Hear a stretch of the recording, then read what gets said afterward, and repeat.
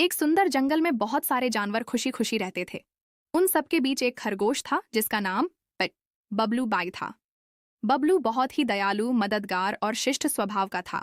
जंगल के सभी जानवर उसे बहुत पसंद करते थे क्योंकि वह हमेशा सबकी मदद करता था और कभी किसी की भावनाओं को ठेस नहीं पहुंचाता था।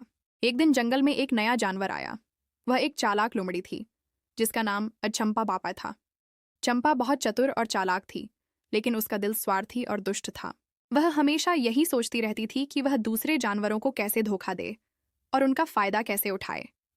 जब चंपा ने सुना कि बबलू जंगल का सबसे प्यारा जानवर है, तो उसने एक चाल चली। वह बबलू को बेवकूफ बनाकर उसकी अच्छी छवि को खराब करना चाहती थी।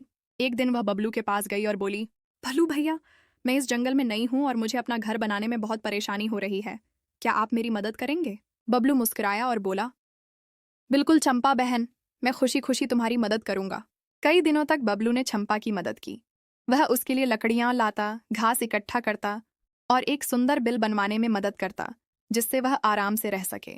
चंपा बाहर से तो आभार जताती, लेकिन अंदर ही अंदर उसके मन में एक और योजना चल रही थी। कुछ दिनों बाद चंपा ने अपनी चाल शुरू की। वह बाकी जानवरों के पास गई और बोली, क्या तुम जानते हो, बबलू तो बस दिखावे के लिए अच्छा बनता है। उसने तो मेरी झोपड़ी की छत ही छीन ली और कहता है कि वो उसकी है। जानवर चौंक गए। उन्हें विश्वास नहीं हुआ कि बबलू ऐसा कुछ कर सकता है, लेकिन चंपा लगातार झूठ बोलती रही और सबको भ्रमित करने लगी। जब बबलू को यह बात पता चली तो वह बहुत दुखी हुआ। उसने सभी जानवरों को एकत्र किया और धीरे से कहा, मित्रों, मैंने हमेशा सभी की मदद करने की कोशिश की है। अगर आपको लगता है कि मैंने कुछ गलत किया है तो मैं दिल से माफी चाहता हूँ, लेकिन सच्चाई ये है कि मैंने तो बस चंपा को उसका घर बनाने में मदद की थी। वह घर उसी का है। जानवर सोच में पड़ गए। उनमें से कुछ ने तय किया कि वे चंपा की बिल में जाकर सच्चाई का पता लगाएंगे। जब वे वहां पहुंचे तो उन्होंने देखा कि चंपा ने बाबलू का नाम मिटा दिया था और ऐसा दिखाया जैसे वो घर पूरी तरह उसी का हो। तभी एक नन्हा तोता बोला, मैंने अपनी आंखों से देखा है कि बबलू चंपा की मदद कर रहा था।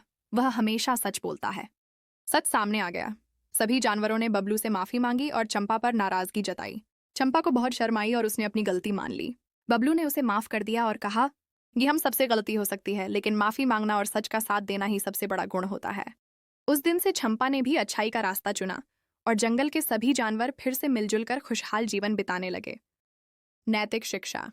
झूठ से कुछ समय के लिए फायदा हो सकता है, लेकिन अंत में जीत हमेशा सच की ही होती है।